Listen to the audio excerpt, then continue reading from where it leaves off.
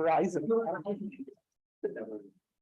I'd like to call to order the meeting of environmental concerns and real property at 12:10 p.m. Friday the 27th. Can I have a motion to approve the minutes of our last meeting, please? Thank you, Brad. Supervisor McGowan, second by Supervisor Gerasi. All in favor? Aye. Anyone opposed? That carries. Thank you. What do we have, Lexi? Are you starting with environmental? Yes, concerns? yes, People yes. got here. Thank you. We are so pleased to have a guest here today, several guests to talk to us about septic inspection. So I'd like to introduce Dave Wick from Lake George Park Commission. Thank you so much, Dave, for your time, your energy, efforts on this initiative. It's we're looking forward to hearing how things are going, and I'll turn it over to you. All right, thanks, Claudia. Claudia was actually a member of our committee that put this together. Is he been kicking around anywhere? He is. I think he'll be coming by too. Ethan Gaddy from planning was also on our committee, which is great. So if you want to start it up, we'll kind of get going. Oh, first, typically from my office, Joe Thilman is our deputy director, and some of you clearly know Dave Hatton. Dave, we kind of snatched up. We were at the same gym together, so I worked on him over the winter time to come work for us, and magically he did. He ran out of stuff to do, so he came work for us as one of our septic inspectors. I'm going to look at this way, if you don't mind, a little bit to kind of catch up on the slide. So this is, that's not going to show. No, anyway, this is beautiful Hewlett's Landing in the town of Dresden in Washington County. You can see some of the development on the shoreline. So the Park Commission has it in its mandate to take a look at several issues affecting Lake George, stormwater, stream corridors, wastewater, and the commission actually years ago had wastewater regulations that were ultimately vacated by a judge based on a procedural issue. And as the commission was a new agency back in the early 1990s, it didn't get back to wastewater for quite a while because of the pressing issues of the day really was stormwater management. Big one. Stream corridors, invasive species really kind of took over the world in 2010. So now we kind of got back to taking a look at wastewater. I'm going to take you through the program that we put together at the Park Commission with the help of a lot of outside entities, which are really kind of key for us making the program happen. So about 2 years ago, we kind of started this process. The chairman created an ad hoc committee to say we really need to take a look at wastewater issues around the lake and specific to septic systems, right? So DEC is the almighty overlord generally of everything in wastewater treatment plant. However, there's a patchwork of regulatory entities that manage septic systems or don't manage septic systems. So there's a big gap in that space. And so we did kind of a deep dive. We spent about 18 months with this committee. I believe Claudia was at most of those meetings, as was Ethan Gaddy. And so we did three primary things. We took a look at what is the existing literature that is out there that talks about septic systems, their efficacy, the failure rates, how are things working really kind of internationally, not even just here, but we were looking at different countries too. How do they administer septic programs? What is the state of the science on research? Other programs, we look around all of New York State, there's 13 other mandatory septic inspection programs in New York State. We talked to each program manager at length, said what works well, what doesn't work well, what are your outcomes? And they're all fairly similar. I'll talk about that. And then lastly, data analyses. You know, we need to understand if this is an issue for Lake George or just something that seems to be the next step in the process, which we didn't want. If we're going to do something, it has to be important enough to do. I'll give you a quick slide on what we came up with for the data analyses. So basically in the Lake George Park, we have about 6,000 overall septic systems. So we have 2,500 of those systems that are kind of in what we call the critical environmental area, which is 500 feet from the lake shore and about 100 feet from streams.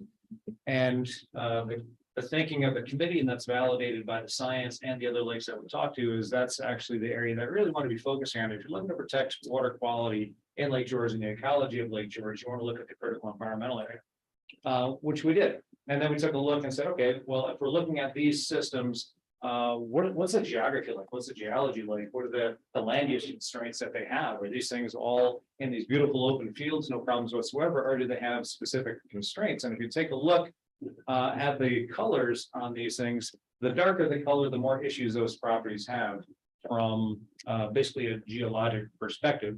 So it could be depth to water table, depth to bedrock, lack of vegetation, steep slopes, whatever it might be. And then our analysts sat down and put together basically kind of a full review of all of the septic systems within that area that we were taking a look at. And it turns out about 84% of those properties had at least one limiting factor, and most of that 84% had two or more, which means that they had very shallow soils, they had a lot of bedrock, steep soils, whatever else that might be. And those are indicators of what might be problems with the septic system. And then you couple that on top of the fact that we did another deep dive into the age of the properties around Lake George. All of this has taken thousands of hours. And ultimately, the average age is about 50 years old, right? So the design life of a septic system is anywhere between 30 and 50 years, according to the experts in the field, DEC, Department of Health, engineering community. And if we're looking at 50 years as an average, we're kind of reaching a lot of that design life. And that really, if you think about when the development happened in the Lake George Basin, it really started kicking in 60s, 70s, 80s, right? That's when you start to see this expansion. If you want an interesting document at some point, Google Lake George Data Atlas, put together by the Lake George Association and their contractor. It's an excellent review of the development patterns and growth over the decades around Lake George. It's really interesting. So we developed a program. Our board went through the full process, approval by DEC, approval by Department of Health, which is required in Park Commission law. And we set forth our new statutes, New York Code of Regulations 646-3. It's on our website. Everything's on our website.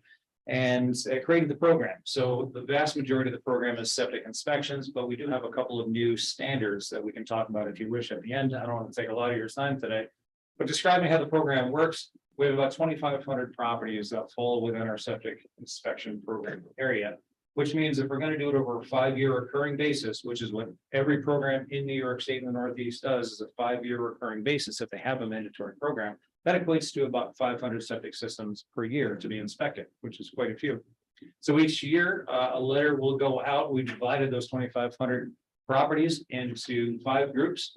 And those 5 groups basically take 20% of each town in any given year. So we didn't want to overwhelm and say, let's we're doing all the town of Queensbury in 2023, because at the end of the day, the commission is not the entity that's going to be reviewing and approving new septic systems and upgrades. It's all going to be back on the local municipality. In Warren County, municipalities do it. In Washington County, the county does it. So we wanted to divide those out so we weren't overwhelming any particular entity. So we sent out letters to the individual homeowners, said, hey, congratulations, you're in the Park Commission's new septic inspection program. Here's what we need you to do. At some point at your discretion, reach out to your favorite septic hauler, set an appointment at your time, whatever you want, we will be there, right? Make it as easy as possible on the homeowners, and it's actually worked out fairly well so far. Before we get there, we need to have the tank uncovered, the inlet, the outlet, and the distribution box, because that's where various things fail. So the whole gamut. Talking to other lakes around New York State, they said if we could go back and do it again, we would do the distribution box, because that's how you figure out if your infiltration bed has failed or not. And that's a critical feature for us here in Lake George. This was an inspection I was on this week, actually, with one of our inspectors, Seth, and the haulers have been fantastic to a T. They've been so good to work with. Certainly it's good for their business, but they've really kind of jumped onto this as well. So we're on site for every pump out and inspection. And then ultimately at the end of the day, Dave Haddon, Seth Landry from our office, we'll go back to the office, evaluate it, talk to staff if there's anything complicated. And then a letter goes out to the homeowner telling how that inspection went. We also speak to them, of course, in the field. We want them there so we can point out, listen, if your dry well is flowing back into your septic tank, that's an immediate sign of a failure. And they can hear the waterfall inside. It really kind of helps to denote those things. So what's the cost of the program? Our board was very concerned to make sure that what we're putting forth was going to be cost effective, wasn't going to break the bank. Every residential property, 93% of the properties in the program are residential, 7% are commercial. They pay $50 a year. So when you take a look at the $50 per year, what the average tax is within the septic inspection program area, it's far less than 1% of what their annual tax was. So we didn't see this as a significant hurdle. In fact, it's much less than half of 1%. Commercial properties pay $100 because we send out 2 inspectors and they're much more complicated. I think the last one we were at took about 5 hours to do that inspection. Holding tanks, since we have to look at less, we charge $25. And at the end of the day, they have to pay for the septic pump out, but generally by New York State standards, you're looking at pumping out every 5 years anyway, because if you don't, the solids are building up in your tank and you're putting your system at risk. And at the end of the day, as of yesterday, about 97% of the people in the program have paid their septic fee for the year. So I was shooting for 90 and we ended up so far at 97. The few remaining, I'm sure we're going to catch up with over the winter, but that not only shows that people believe that this is the right thing to do, but I guess at the end of the day, they know that Lake George kind of depends on the economy of the region, depends on the quality of Lake George. And since there's been some evidence that shows that there have been some failing septics in Lake George that have been impactful, maybe that $50 for the program is not a bad investment for Lake George. So you can't really see this very well, but the red dots around Lake George are the systems that are in the program. I'll zoom in. And if you could see this better whatsoever, you would see that each of those dots is a different color. The black dots are ones that haven't scheduled with us yet. The red dots are the failures. The yellow dots are either substandard or need repairs, and the green dots are systems that have passed. And we'll talk about the numbers shortly, but we track every property that we do. Of course, our analysts sit down, take this, put it into graphically presentable information. We have monthly board meetings that are public for anybody that wants to show up. We talk about these types of things and kind of get a good handle on where we are every given month on the program. I think I just turned it off. There it is. Okay. So what are our inspection outcomes? You have basically 4 outcomes from us coming to your property, taking a look, and off we go. You pass. Good for you. No action required. Thank you for having us. We'll see you in 5 years because it's a 5-year recurrent program. Repairs needed. Let's say Frank has a box that's broken, distribution box. A lot of the haulers now are coming out with distribution boxes, speed levelers, everything with them on the visits. So if they're in there digging everything up, they can replace it right at site, right at that time. We take a picture of it. You're good for the next 5 years. If there's risers that are needed on it, because by state code, it can't be deeper than 12 inches to get to the inlet of that tank. They have the risers, or they come back later in the day. They put that on there. You're compliant. You're good to go. So that's a fairly easy fix. The big one, failed systems. So we wanted to make sure in the development of the process that failed systems were exceedingly clearly defined. We weren't just making it up where Dave Haddon thinks this is a failure and Seth Landry thinks this is a failure, Dave Wick thinks this is a failure. It is clearly defined in our regulations. It's a metal tank. It's having no pre-treatment system, which is a septic tank. It's an array of things that are very clearly defined. So there is no gray area. And every time that we're out there, we're confirming that not only with the homeowner, but also with the septic hauler. So from my experience, Dave, I don't think we've had anybody question the outcome of our inspection so far, which is good. Substandard systems. So this is along the same line, right? So you pass, you need some repairs before it fails. But we're also seeing a lot of systems out there that aren't sized the way they need to be because they were installed in 1980 and they put a 500-gallon tank in for a 4-bedroom house. And that's woefully undersized. So we say, listen, after the inspection is identified that the system is working, good stuff. However, it is badly undersized and your system is going to fail prematurely because it is undersized. Since it's still working, you're not required within 6 months to a year to get that fixed. You have 5 years. Get it done before the next inspection cycle, which just tends to be generally upgrading that tank or adding another tank in line or whatever else it might be. Just give them a little bit more time. It is functioning, but it's not going to work very long because the system's substandard in size. And again, once we are done, our letters go out to that homeowner, and it also goes out to the code enforcement officer that is the town or county that's overseeing septic systems within their jurisdiction. So whether it's going to Dan Baruch or Josh Westfall or Craig Brown or whoever else it might be, they're fully aware of what's happening out there. And then we direct the homeowner to say, listen, start working with your town, with your local engineer and your contractor, and get on board and start the process. 23 so far. So on the left is Seth Landry, on the right is Dave Haddon. Taking a look, we hired Dave and Seth in May and got them up and running. Of course, it was kind of twiddling the thumbs at the beginning because nobody's up to Lake George really until late June. So we put them on other jobs until then, did a lot of training. And so far, 320 systems have been inspected out of 431 for the year. So we're about 74%. And we do have some hesitant homeowners. We knew that was going to be the case. And ones that are either testing us to see if we're going to follow up on it, which we will, or just concerned about, or concerned about the fact, hey, we're going to fail. Let's just ride this out for a little while. We've sent basically monthly letters to folks reminding them of the need for this. And hey, if you're having a problem, if you have challenges, give us a call. We can work it out. We have had property owners that said, listen, I just pumped my system last year. Do I really need to have it pumped out again this year? And we said, no. Snap us a picture of that pump out. We'll push you 4 years. It will get you on that 5-year cycle. So he's not unduly paying for another pump out that he doesn't have to. So all these little things, we're such a small agency. We take every phone call, every email, and we're back the same day with them. And we're very reasonable. We're able to work out whatever we can. So some fun pictures. What are we seeing so far? We're seeing a surprising number of cesspools. So for those uninitiated in the septic systems, a cesspool is a hole in the ground with nothing else around it, except sometimes you put boards on top because it stinks. So this is one up here in Pioneer Village, up in the town of Bolton. So we're seeing a lot of those failed infiltration beds over time. If people don't pump out their tank, the solids build up and it goes out into the leach fields, clogs up the lines, and everything backs into the system. So when people say, geez, my toilet isn't flushing anymore, it's because it's simply jammed up. We're seeing quite a few of those old metal tanks. And then we are seeing a lot of repairs as well. We like the repairs because it's easy, it's quick, and if we can confirm that the system's still working, then everybody's happy, no big deal. So a couple of pictures. This is every day that Dave and Seth are out, and Roger and Justin and Jason and myself, because it's getting busy this time of year. This is kind of what we're finding. So no tanks. The one on the left is a dry well, which is basically a big honeycomb concrete structure that you see that black pipe that just comes right in. And there is no pre-treatment device. So your pre-treatment device is your septic tank that catches the solids and separates out the oil. So only relatively clean water, no solids are going into your infiltration bed. Your infiltration bed water leaks in exactly like it's supposed to. You're good to go. Without that pre-treatment, you can have a failed system. So we're seeing quite a few of those, unfortunately. Distribution boxes. So as water comes out of the septic tank, it goes in a line out to a distribution box, which basically is, this isn't gonna work.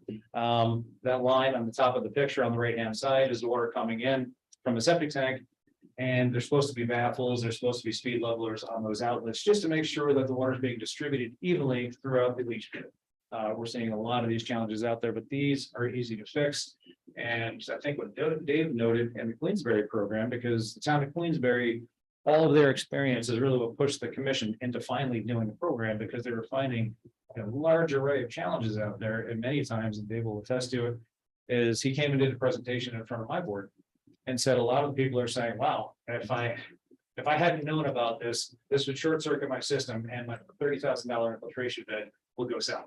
So finding this, fixing this for $300 will save another 5 to 10 years on that system. So they're actually happy. We're seeing that same kind of outcome.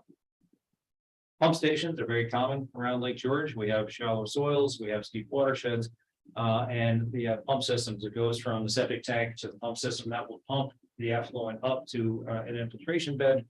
This is one that I was on. That's still not going to work. This is empty. You never want to see an empty pump chamber. That means there's leaks in it and all the water is simply flowing into the ground because of bad seals. The one on the left, if you can see it, is completely full of wastewater. That means that the pump is no longer working, and probably the alarms aren't working. Alarms are required as well to know that, hey, if the pump system isn't working, the alarm has to go off and then somebody can go fix it. So we're seeing quite a few of those. Again, fairly easy fixes. Metal tanks, a lot of metal tanks around the Lake George watershed and really around New York State. This was fairly common back in the 60s, 70s, and 80s. They're no longer allowed, of course, by now because they simply rot. A lot of fun stories from our septic haulers. Every time we get to something interesting, they tell us a story about how one of their guys fell through the ground into an old septic tank. It's gross. Gross. They fix everything up and make it better after the fact. So we do track all of our inspections religiously. Our data people are excellent. This is kind of a review of those towns here. I don't see Supervisor Conover, but out of the 3 towns in Warren County, Ron is the lowest compliance rate. I was going to let you know that. Town of Lake I'll be sure to tell him. Make sure you tell them. I think it's on record now. Town of Lake George is the best. They have the highest pass rate, followed by town of Queensbury, and then Bolton is holding steady at the average of 45. What we're seeing is, I think, from our general understanding of the markets around the area, Queensbury properties, Lake George properties, Bolton properties tend to change hands more quickly, change over in ownership more quickly than a Hague or a Ty or a Dresden or a Putnam, which tend to be more kind of legacy camps. And that's reflected in what we're seeing in the wastewater. As we go up north and we go around the lake, we're seeing older systems that have not really been designed, they haven't really been maintained, and that's what you're seeing in some of these numbers. The red are failures, the orange are substandard, the yellow are fixes, and the green, of course, is pass. And we're looking forward to the day that Ticonderoga passes. They have no passing. We have a good feel about it, yeah. So to their credit, that's only been, I think, 17 inspections in time, but none of them have passed quite yet, but I'm sure they're gonna go. So here's the results. I think, Claudia, this is why you asked me to count Yeah. them down. The bottom line is, so the green are the pass, the red are the fail, and then the orange are substandard, which basically, I didn't change the language, substandard, other are repairs, and substandard. The other category is basically, those are the ones that are undersized. And at the end of the day, this is what the media generally looks for. What are the high level numbers? 45% passed, and then ultimately about 55% needs some level of upgrade or repair.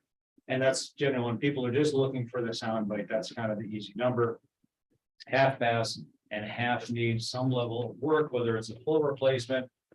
So about half need a full replacement and half need upgrades for repairs. So that's kind of the quick overall, how is the program doing? All of this is publicly available. I'm asked by the media quite often, can we see the numbers? Where are we? Any town wants to see it, and we're more than happy to sit down with anybody, town supervisor, planning board chairman, code enforcement officer. Joe, our deputy director, is pulling together a meeting in a couple of weeks of all code enforcement officers and hopefully planning board chairman to go through this and to talk about where we are on the approval processes, make sure that we're still acting smoothly. It's a fairly seamless program right now. We do all the outreach and the inspections up front, and the town knows about it. And at the end of the day, the town gets the letter. It passed, it needed some upgrades, it failed, and if it fails, they work with them. And when it's all done, the letter comes back to us that the system has been upgraded or repaired. We put it in the file, and we're up again for 5 years. So that is, I think I stayed to my hopeful 20 minutes or so. Pretty much where we are. We are just getting started, 320 done. Out of 2,500, we're a solid 13% of the way through the program. We know that it is going to back up the engineering, design, and construction communities. We'll talk about that quickly. 23% failure rate is pretty significant. Not very different than the Queensberry numbers that we kind of took off of Dave's. He was about 17-18%. And that was the inspection on transfer law that the town of Queensberry and Supervisor Stroud has in place. So holding fairly steady. We can extend some timeframes if people are having trouble getting an engineer or a contractor and they're on their way, they're trying as best they can. Of course, they're going to get an extension. Those are working with the towns to try to say, listen, I'm doing the best I can. But Tom Jarrett is a year back on these things. And I've looked at Tom Hutchins and we're trying. Fantastic. Do the best you can. We're not here in any way to make money on fines or to hammer people. It's all about just trying to do the best you can to fix it where you are. Ethan is here now, and we are tapped out on the state financial assistance program. I think Ethan and the county has administered about $1 million right now in money for Warren County. That's all gone out to folks, and that was actually before we even started our program. So we've been working with the Assistant Commissioner of DEC, Jim Tierney, to say, listen, Jim, we're seeing really good response to this. I think Washington County has administered about 300,000, same as Essex County. Warren County, of course, always ahead of the game, has put out those resources to the people that need them.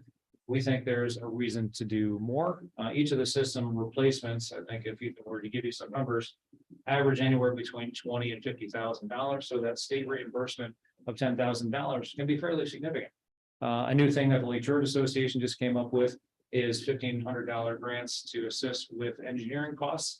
If you sign up as a lake protector, I think that's a fairly low amount of money. They're only looking at 20,000 now, but I think if they see people subscribing to it, they can increase that money significantly because they're doing pretty well financially. So we're hoping that there will be some more state assistance for it. And then the question that always gets asked at the end, was this the right thing ultimately to do for Lake George? All the time, the resources, the headache for the homeowners, is it right to do? I would argue that based on our results right now, absolutely. I didn't expect it when we came in that we'd see numbers like this. And when we started, it was pretty shocking. We started the first month and a half at about 40% failure rate. And we're like, if this holds, it is going to overwhelm the design and construction community. And then over time, it started, those numbers started coming back down. So very similar to what some of the other lakes were around New York State, and similar to Dave's numbers for town of Queensberry. So was it the right thing to do for Lake George Park Commission and Lake George? Absolutely, it was. We're still only a part of the way to the program. but we think right now, we're always looking for improvements, but I think we're doing fairly well. So I appreciate the time coming here today and talking about it, because I think it's important that people know about it. We are an open book. We strive to be as transparent as possible. Anybody ever calls me, I'm on the phone with you full time as long as you want. So that is the overview, and Claudia, I'm happy to take any questions that you like. If you want to talk about our program, Dave's here. If you want to go back into the Wayback Machine to talk about Dave's time at Town of Queensbury on the inspection on transfer.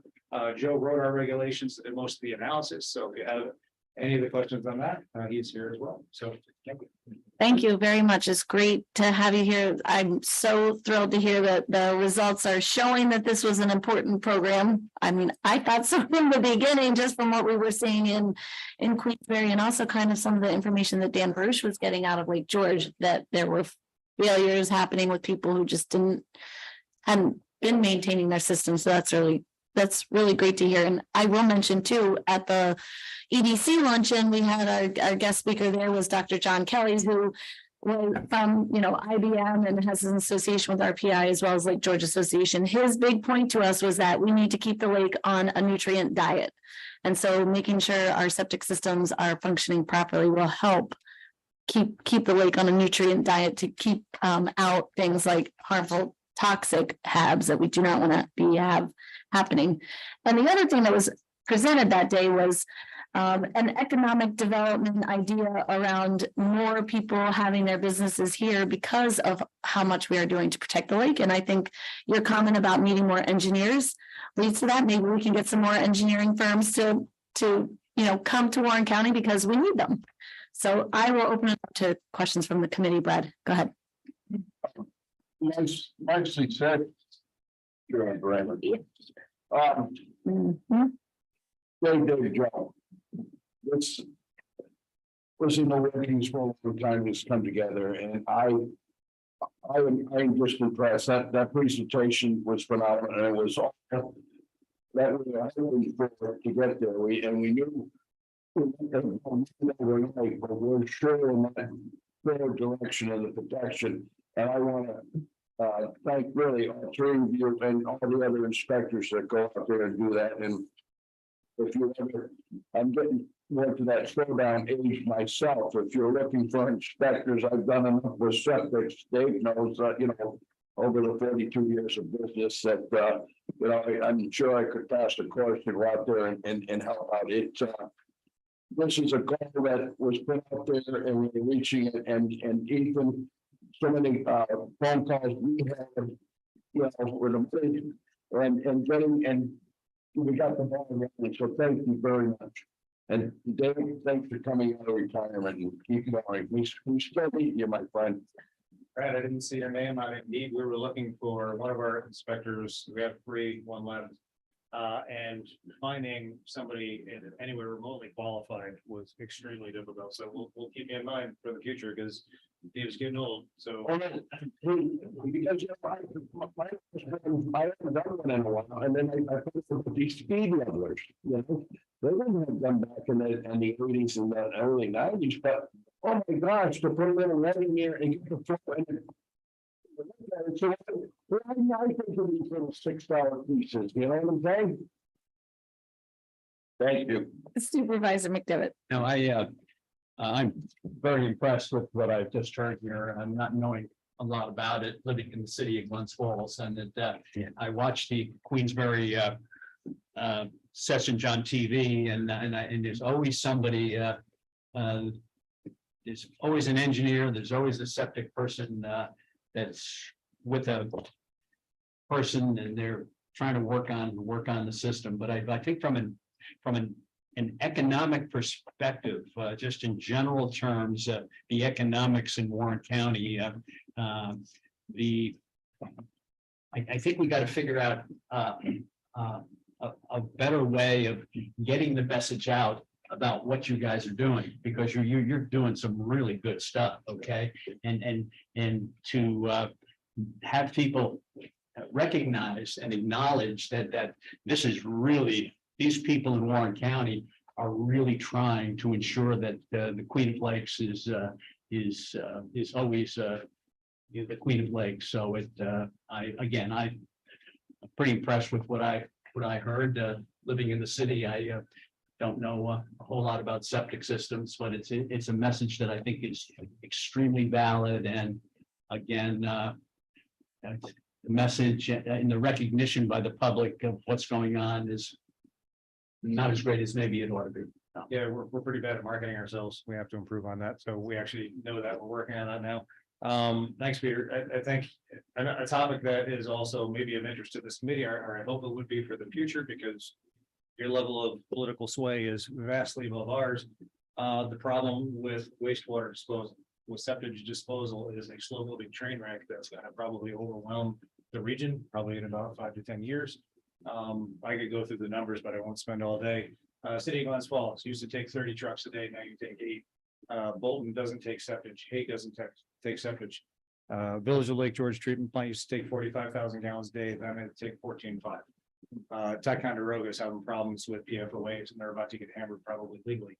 So our ability to dispose of septic in the region is shrinking very, very quickly. And that is going to ultimately result, or it is resulting now, in our haulers going further and further and further south to dispose of their septic. What happens when they have to go further south?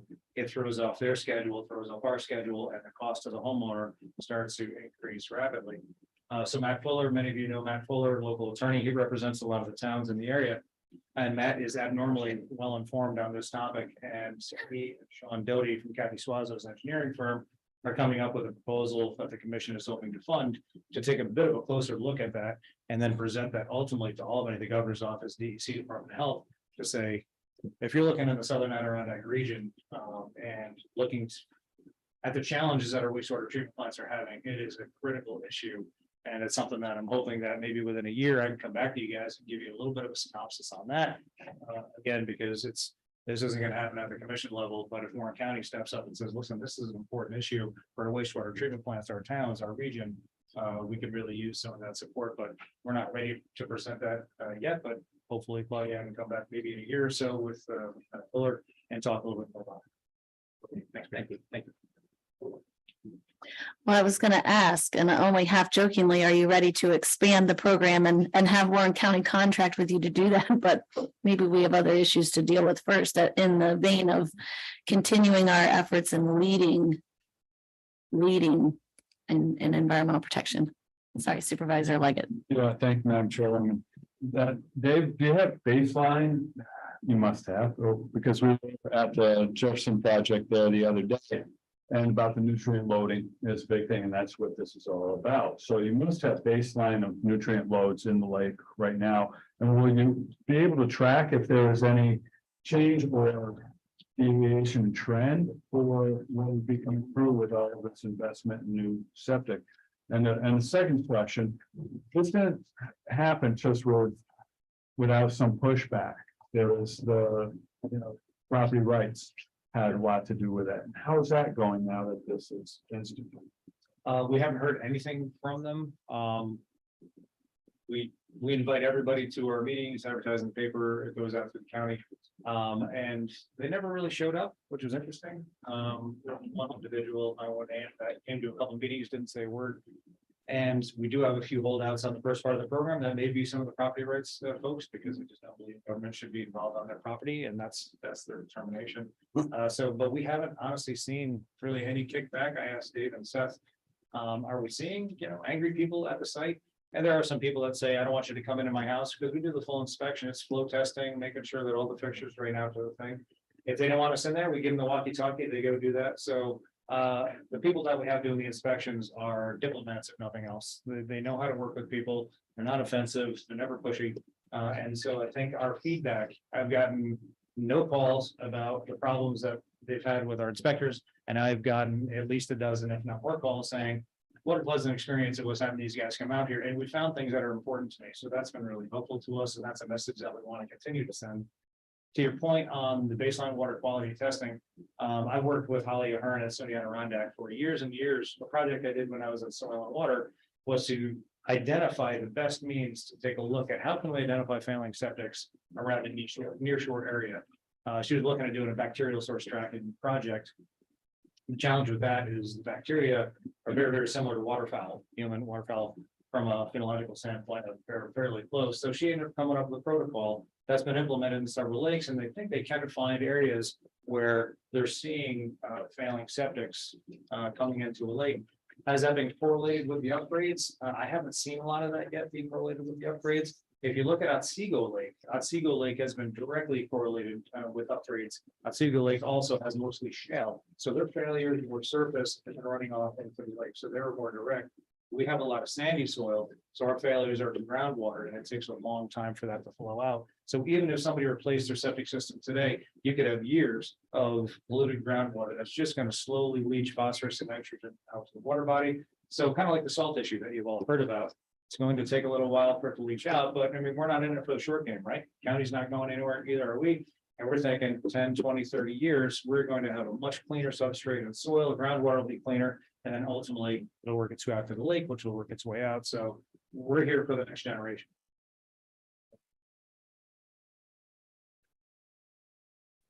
Awesome. Mr. Elman, did you have something? Good, thank you. Okay. All right. Thank you so much. Again, we really appreciate it. And great jobs. Congratulations on the success so far. And let us know when you need another letter out to the Commissioner of DEC for more money on the septic inspection. I'm sure Ethan, I know his office is tracking all of that, so it's, He's more knowledgeable than I am on it, but. we'll advocate as much as we can for more money. Yeah, and the nice thing is they're interested. I have monthly calls with the governor's office. I am obnoxious about it every month, and they know about it and they're supportive of it because they see the money going out. And that's thanks to Ethan and the county for making sure that the process is squared away and the money is going out and people are actually getting the work done. Very well managed here in Warren County, and DEC recognizes that. They see it happening and it's going fairly well. So we're hoping, if I hear anything, certainly Ethan does, we'll get back to it.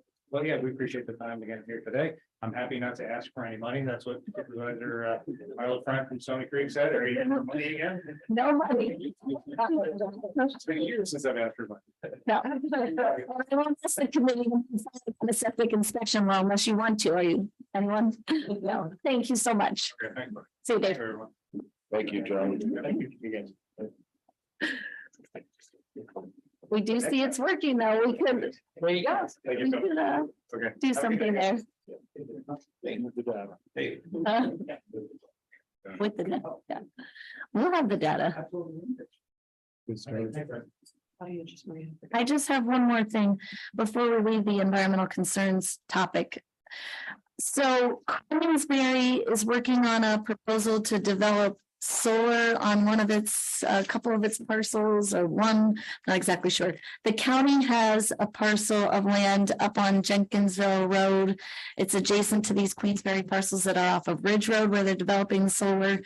So I wanted to see if the committee has any appetite for either selling that piece of property to a solar developer and or maybe working with the town of Queensberry to see if that solar company that gets awarded the bid to develop solar is interested in expanding onto the approximately 5-acre piece that we have. We could, I can talk to Lexi further. I could talk to the planning department a little bit. I can maybe talk to Julie about whether we can piggyback off a bid that the town is gonna issue. Brad. Yes. Or just leave it alone. No, instead of selling it, and I don't think Queensberry is selling their land, but maybe leasing their land.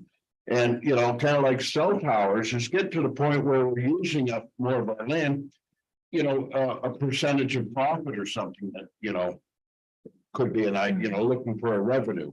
Yeah, I'm looking. Revenues to come into the county. So selling it is a one time and it's done.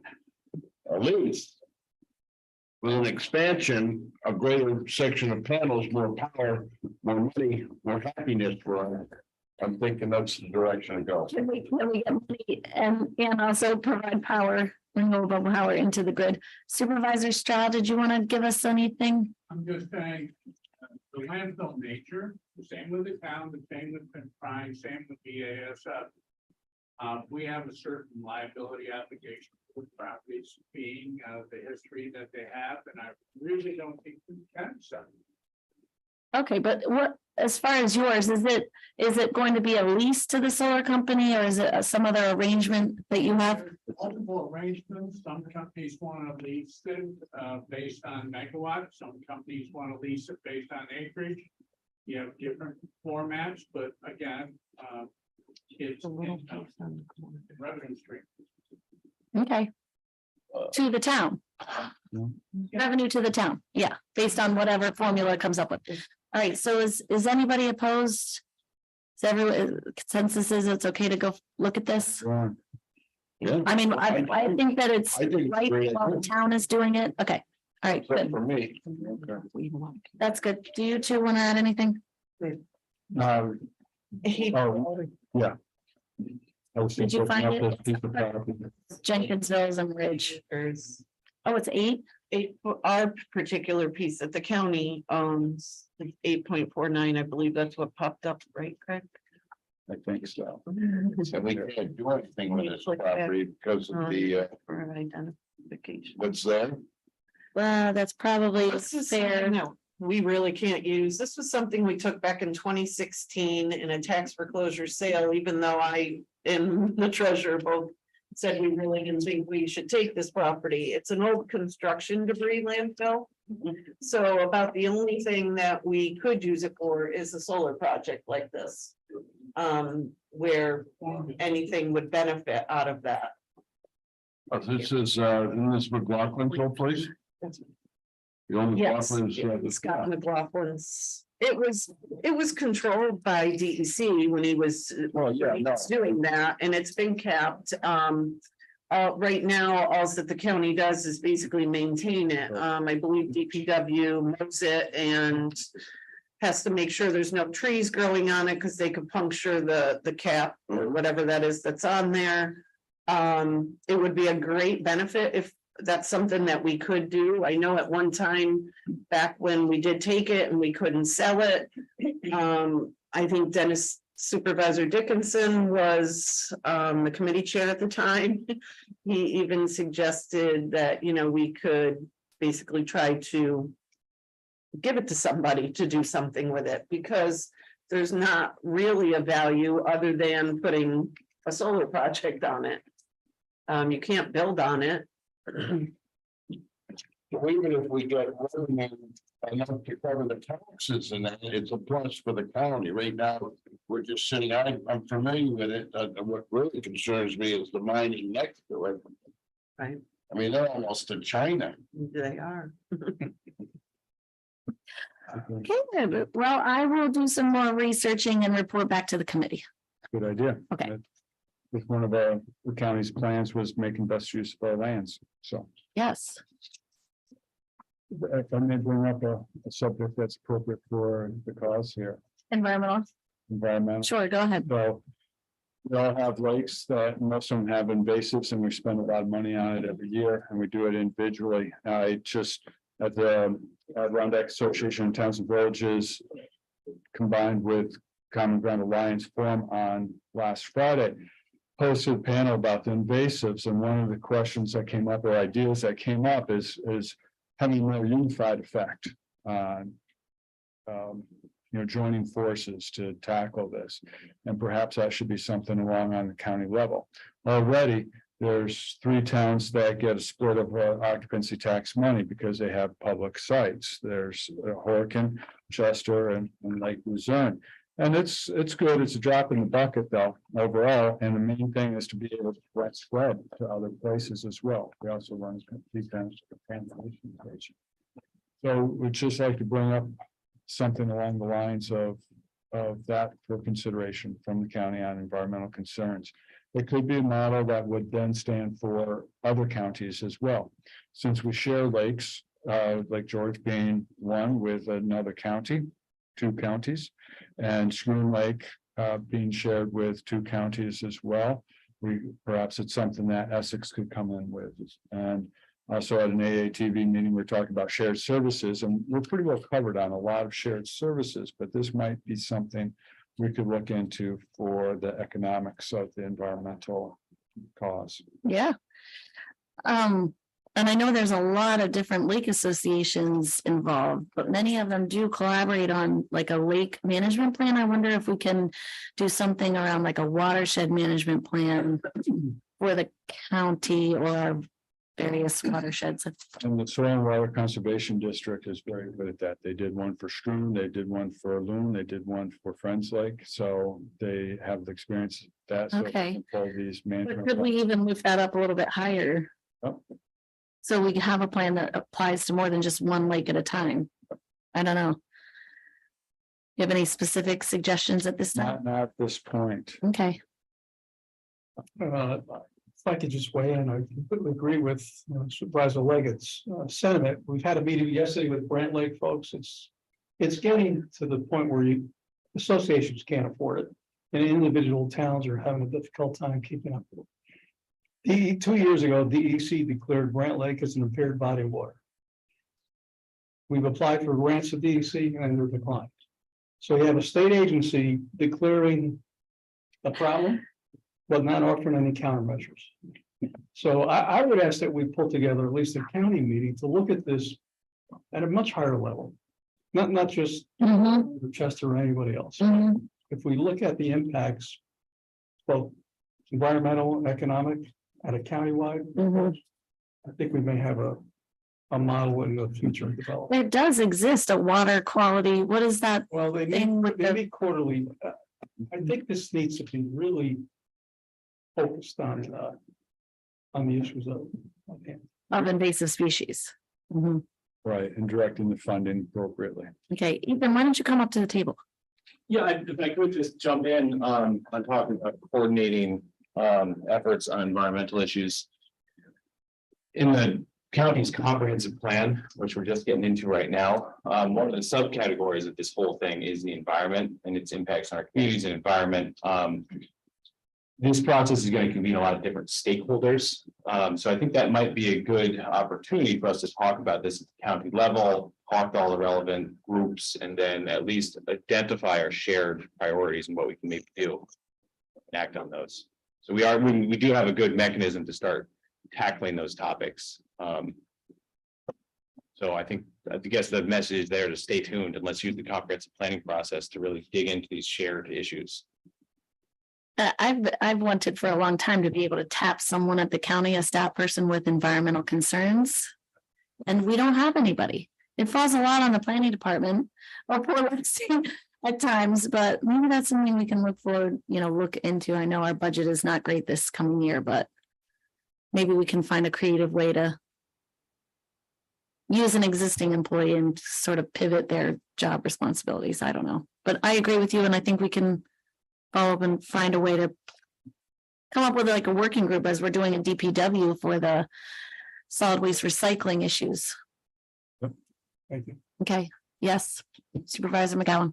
Yeah, on a positive note, I happen to be a chief engineer on a vessel that I happen to be up at Sagamore Island there and I kind of park over there and along the building in there.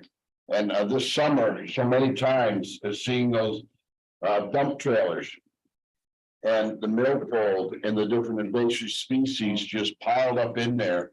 Along with, believe it or not, some rubbish they pick up down there. So, I mean, the hand harvesting is just amazing to see these come in and then they just dump this into the trailer and I hope they bring it to the middle of the United States, and some dry, so it just turns into, but then you still have a seed. So what they do with that? What, I don't know. what do we, I mean, but it's some kind of amazing. And The hand harvesting and overall management is something it's here, we're gonna have to live with it year in and year out. There's no silver bullet here. There really isn't. So it's gonna be an ongoing problem. All right. Anyone else bring up environmental topics? I'd love to talk about it, but we do have an agenda item for real property. And I want to say thank you to all the staff that were there at the auction last Saturday. So I know Lexi was there. I think Robert Terwilliger was there. Our county treasurer was there. Craig stopped by. I was there early in the morning, but didn't stay the whole time. Thank you, Craig. I did not stay the whole time. I was there early while people were getting registered, and it looked like we were gonna have a good showing, and it turns out we did. I think. Yeah. Okay, so I do, before you have a resolution, request to authorize the conveyance of lands offered at the public auction, this past Saturday, October 21st. So it does run through the board for approval. It turned out to be a packed house, and we did really well with the auction. Financially compared to what was due in outstanding taxes. How does this compare to what we had budgeted for revenue? You know. We can't Oh, we don't. we cannot accept any of the proceeds from the That's right. auction. I forgot about that. So this year is a little bit different because there was a federal case, Tyler versus Hennepin County in Wisconsin, I believe. That is Minnesota, excuse me, that is changing the way things will be done going forward. We do get to recoup the taxes due though, correct? We will. Yeah, okay. I believe between our county attorney and our treasurer, they have worked at setting up an escrow account of some sort. I think our county attorney could probably elaborate on that a little bit more. But I think that's where the money will go to start. Okay, well, let's talk about that in a second. Let's get this resolution taken care of. Do I have a resolution to authorize the conveyances of the land that were offered at public auction? So, Supervisor Leggett and Supervisor Drossy on the second. Is there any discussion? I just have a question. Yes. Club in Queensbury, Clubview, Mhm. sales price was $284,000. Yes, So the background on that is, where is Clubview? I mean, it kind of sits behind the golf course.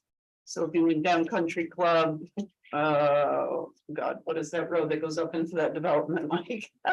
And it, Yeah, up into Twickwood, but you stay to the right. Yeah. And it's just a small road there to your right, Clubview. It has maybe two fairly new homes that are on it, and then this was the vacant lot, which was a pretty good sized lot. It was. It's off of Oakwood Drive that comes off of Windcrest. And it kind of looks the golf course, sorry, not to interrupt you. Is that it was Greenwood and Cedarwood and Trickwood, but this is Oakwood right on the bend.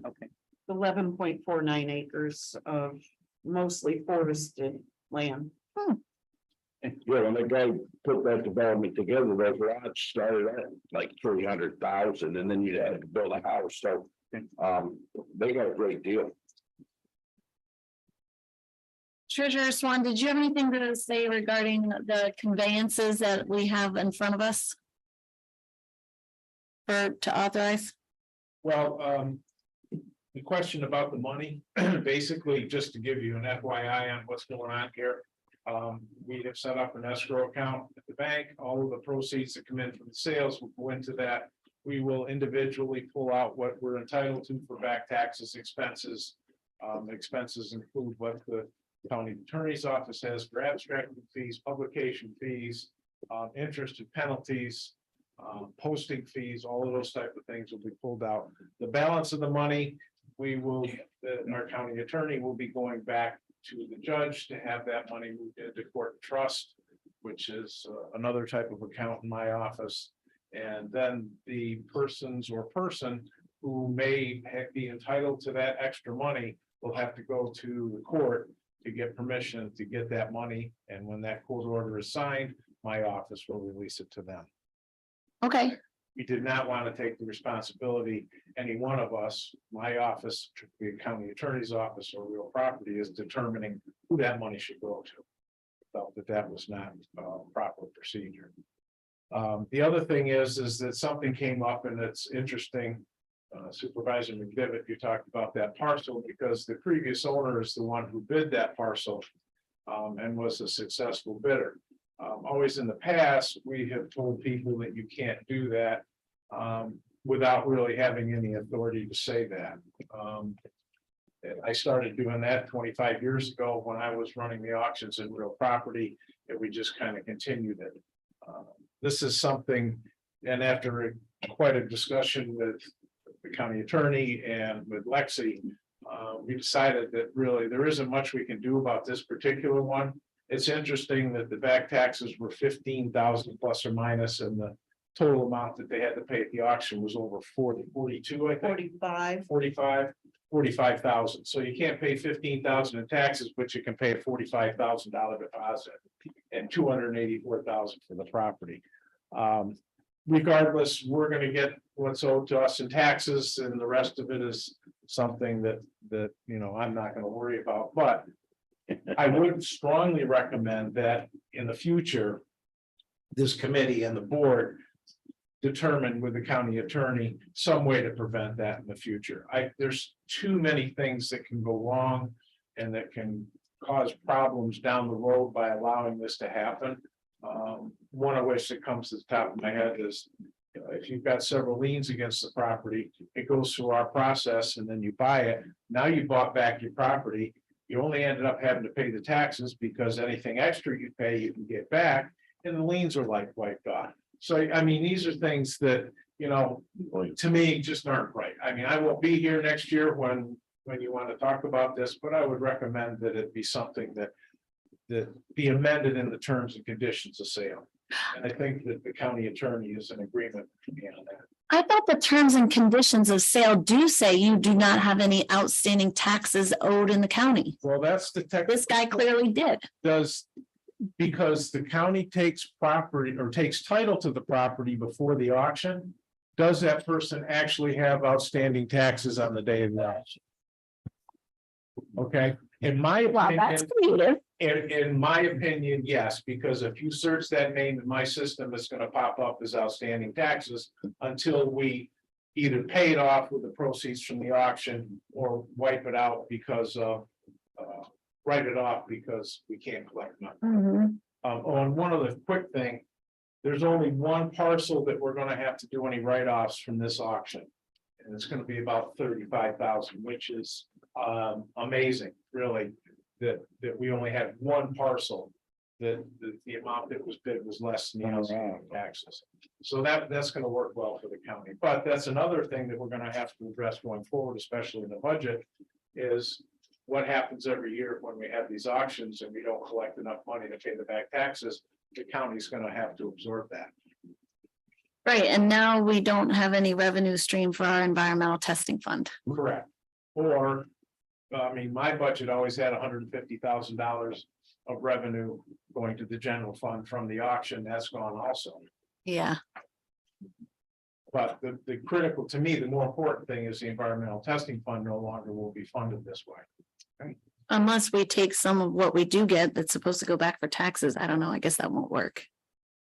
But like, for instance, this year, we still get $230,000 to cover taxes. Yeah. Where does that go? Into the general fund? No, that goes to pay the taxes. Oh, Because we've already made the towns, the school district and ourselves whole. So that's basically paying back money that we've already. paying spent. back ourselves. Okay, okay. On this one, 24 Club View Lane. How do they pay that deposit? It was with a check. I have reached out to our auction company this morning to see where that was at. They said so far so good, but because it's such a large amount, they didn't deposit anything until Monday of this week. It's only Friday. With a check being that large, they said it could take up to the 10 days to clear, so they'll know more next week. Take as 2 to weeks. Whether it cleared or not. If it doesn't clear, then it goes to the second highest bidder. Brad? 10 days to clear it, but actually, it's almost up to 30 days for a guarantee. I have found that in the past with big checks, so, don't just, we better not just say, well, I'm a with after 10 days, because. How much was the second highest bidder? 283,000. Oh, okay. I think, yeah, because the high bid was 284 and the next was 283. Yes, thank you. Does everyone feel comfortable leaving that one in there? Well, I can give a legal opinion that we don't really have a legal choice but to leave it in there per the judgment of foreclosure. Thank you for that legal opinion. Wanted to cut the conversation short on that topic because there's no room for discretion. Yes, I realize you have a motion in a second. I don't want to extend this any longer, but I think the county attorney can weigh in on one issue. He explained it to me personally. I think it's important for the committee to hear this. There was a piece of property that was pulled off very late in the process. That's a loophole. I understand it went to the court, but what is the deterrence factor for somebody to be 4 years in arrear of taxes? Gets published, it's on the auction list, and you can walk into the treasurer's office with a check at that point and have it pulled. And do we reimburse anybody for potential buyers for legal fees, title search fees, trips to view this property? Can I? no, but I do want to say that they got a court order to do that, which is what, fine. We were ordered to do it. These instances where they come into the county treasurer and they want to pay is not okay. We should not be allowing that, and I will talk to the new treasurer about that. It should not be happening. We changed the process so that they cannot do that without a court order. Can I, The bankruptcy filing that also happened in that hasn't happened this year to the best of my that knowledge. did happen. Not to my knowledge. Lori, I emailed you. We talked about it. There were 3. Yeah, 2 court orders and a bankruptcy. No. Prior to those court orders, there were 3 properties that were removed. You looked at them and said that that was legal Oh, yeah. for various reasons. I still think that they should have had to go to the court to get an order to have it removed. I believe you might be referring to properties prior to the judgment of foreclosure being issued in September, on September. That may be, yes, but that is not the process that we go through because last day to redeem is in July. County treasurer by state statute has the legal authority to withdraw properties for specific purposes as they're set forth in the statute.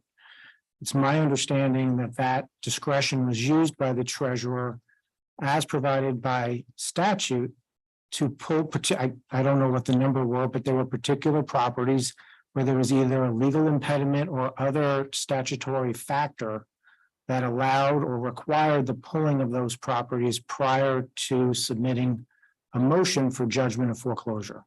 And that authority, the treasurer is vested with that authority up until the time the judgment of foreclosure is signed and filed. Once it's signed and filed, the county cannot take any funds whatsoever. In fact, one of the 2 properties that was pulled, I'll say, dropped off a check for payment, which was returned to the attorney's office that brought that check in. And that was one of the 2 properties that the court entered the order ordering the county and the county treasurer to accept those funds, which he then did. Just as a quick, I completely, because it was so long ago, I completely forgot about those other ones that you're talking about.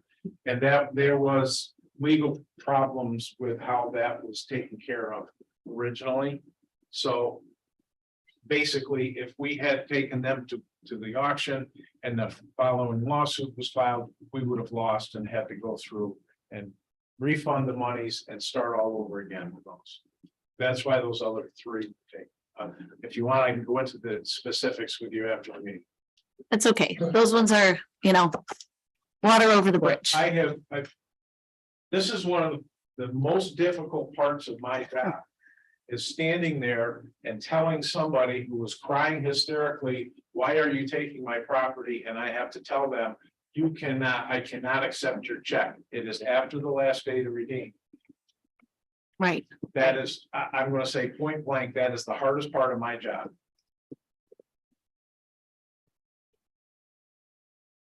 Supervisor McGowan. Thank you. As for supervisors. Ross's point. We have that recourse when this happens for all the money that is invested. The taxpayers' money that's invested to get that property to that money. Cannot be recouped if it's sold. Or, or whatever, or, we come, the courts, if the courts are gonna do that, the courts can assess. Fees.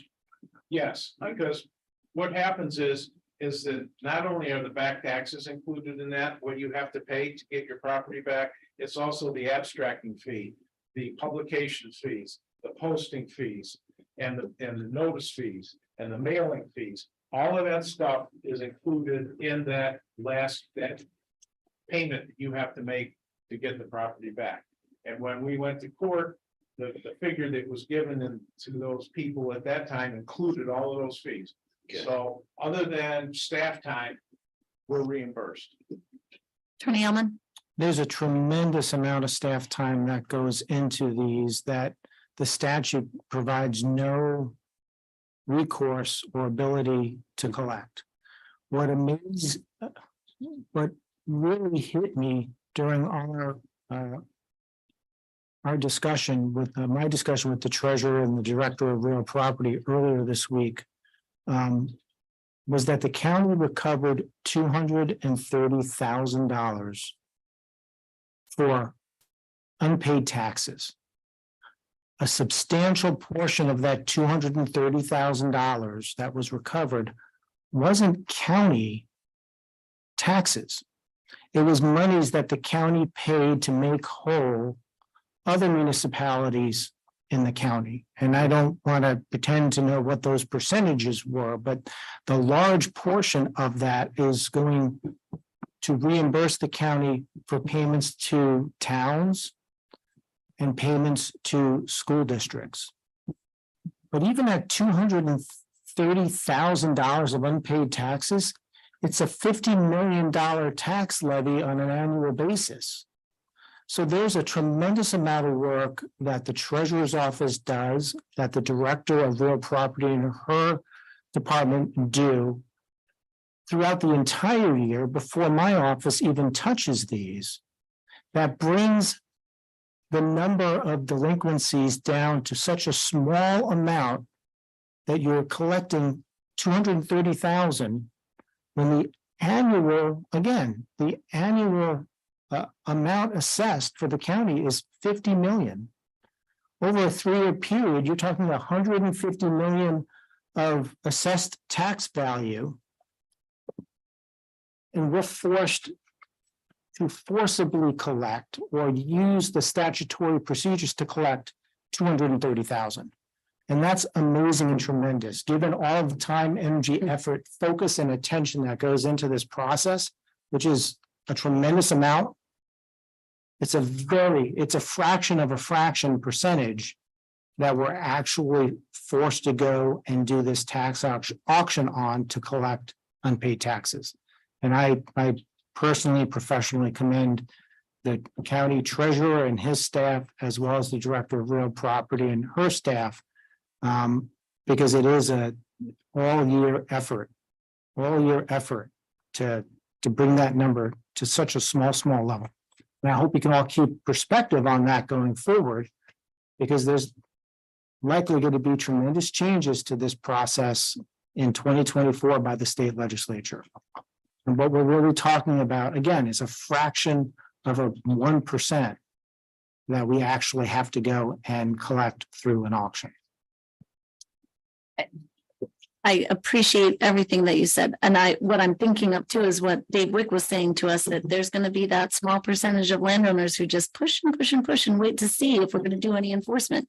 And unfortunately, we have to do this process to collect overall the 50 million, not this teeny number of 230,000. Just a second, Craig. Does our real property director have anything further to add? No, I don't think so. I know that we want to add on. I'm hoping that our county attorney can maybe enlighten the committee a little bit more on the moratorium from the governor, Okay, but for the vision. yeah, okay. Supervisor Leggett. Thank you. Just to wrap up about this one particular property that was in the town of Cork and it was already in the publication. So just to be clear on our whole process and how it works. So education along there. Basically, at that point, is that all part of the summary, the collective summary that these properties are foreclosed upon and county then has? Well, I And think- and it ends up in the book. That's how it gets there. Yeah, and then a court order comes through and pulls it out. Even though we've gone through the whole process. yes, yes. And to Mike's How point, does I that think the work? Supervisor Jurassi's point about people who may have wanted to bid on that, they spend money. I Right. think that's where you were going. And no, there's no recourse for them because I think it's probably says somewhere, this is buyer beware. You do this all at your own risk and spend what money you want to on title searches and that sort of thing. Right? Am I wrong?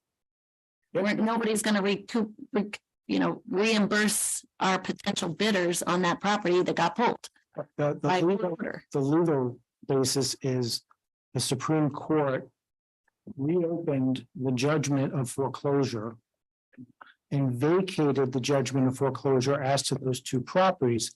Therefore, the county no longer had any legal authority to hold title to those two parcels. And as we didn't hold title to those two parcels any longer, they could not be offered the following day at the tax auction. Yeah. So that's the legal reason why these 28 properties that are in the motion before the committee are on the spreadsheet and were auctioned because they were all still part of the judgment. And the county continued to hold title to them. So what the court give us the contingency. All right, I'll call the question. Fellow chair people, we have the motion to authorize the conveyance out of the county for these properties that were sold at the tax auction to the highest bidder. Or the next highest bidder if any person's deposit doesn't come through. And Chair, it might be part of the same resolution, if I could ask to add the authority for the treasurer to adjust the tax records as to the one parcel that's listed as below. The tax. We'll do that later. Okay. Once we get, that's part of our housekeeping stuff, and we'll do it in January. Great. Everybody clear on what we're voting on? Okay, all those in favor, please say aye. Aye, opposed? Okay, that carries. Thank you. And then Attorney Elman, do you want to talk to us about the moratorium or do you want to bring that up at a future meeting? As I understand it, it's not been signed by the governor yet. My understanding is that it has not been called for by the governor. That it appears, I'm not in Vegas and I don't gamble, but it doesn't seem that it's going to be called for by the governor at this point.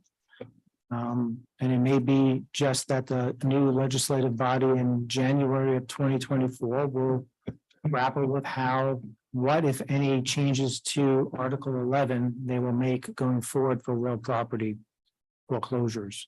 So my hope is that for the county professionally, as the county attorney, that the moratorium is not signed prior to the county finishing the process of closing the sale, collecting the funds from these bidders so that the county can be made whole. If the moratorium were to be signed, we would be stuck literally in this process of trying to sell these 28 properties that the committee just approved for a transfer. Okay, so when's our board meeting? Let's hope that we get them sold off. November 17th. I mean, if we authorize it at the board meeting on the 17th. If a moratorium is signed the 20th before the treasurer signs deeds, do you think that stops the treasurer from signing deeds? Yes, I Okay, think so. boy, The committee, I haven't really thought through this and I'm not sure it's a great idea, but there may be an opportunity before the 17th to have this one issue presented. It's probably an overabundance of caution. But the more time we Yeah. have, the better to try to get these sales closed. Maybe at our full board meeting on Friday. Don't we have a full board meeting Next Friday? week, 3rd of November. Yeah. Okay, just I have one more question. As far as you mentioned, and I have seen Lexi's department doing this work all through the year, so I am hopeful that that is still continuing for 2024. Lexi, are you guys doing what you need to do? My end is slow right now. This end is really where the county attorney's office would be doing their abstract of titles. If we are moving forward. I assume I'm moving forward, right? Well, we kind of kept as an open question just for discussion whether my office should move forward. What we have done and what's going out today and maybe a little bit on Monday is approximately 500 letters. Or at least letters to 500 primary owners of properties that are delinquent and could end up being in the 2024 tax auction.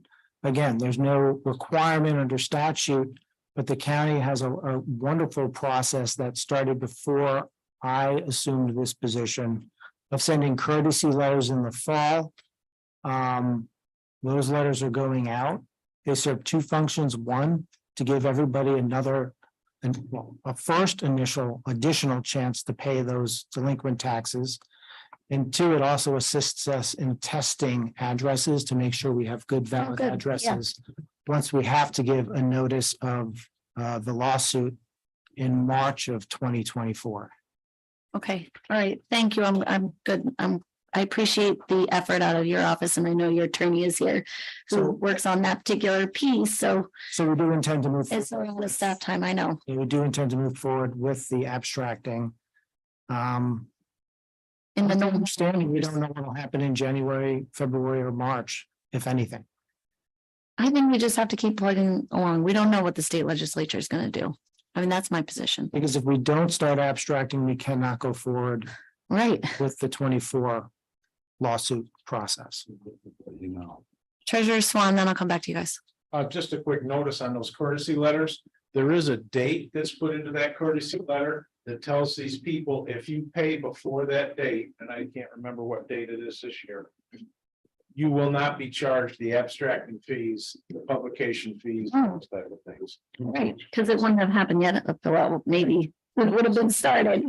But as soon as that gets started, then all bets are off. And that date is not in the letter going out this year. Oh, it's not. No, because the letter is going out now, not in late September. So we have to start abstracting in November in order to meet our March. I Deadline. misspoke, Ben, I'm sorry. That was always in the letter in the past. It's okay. Supervisor McGowan. Yes, thank you, and I have to apologize, I might have earlier called you chairman, which will show been, as Greg mentioned, chairwoman, so I can't remember, I have to review it on the record. You notice. Don't look back. But I think it would be obvious of us to make sure that we can get that, this resolution passed before the moratorium. So, you know, we've had special meetings in the past, but we do have something on the second and the third. We can request from the clerk of our board that this be added to next board meeting on the 3rd. She says, sure. Okay, thank you for the behoviousness. Should we do that? Okay, You want it to go to November 3rd?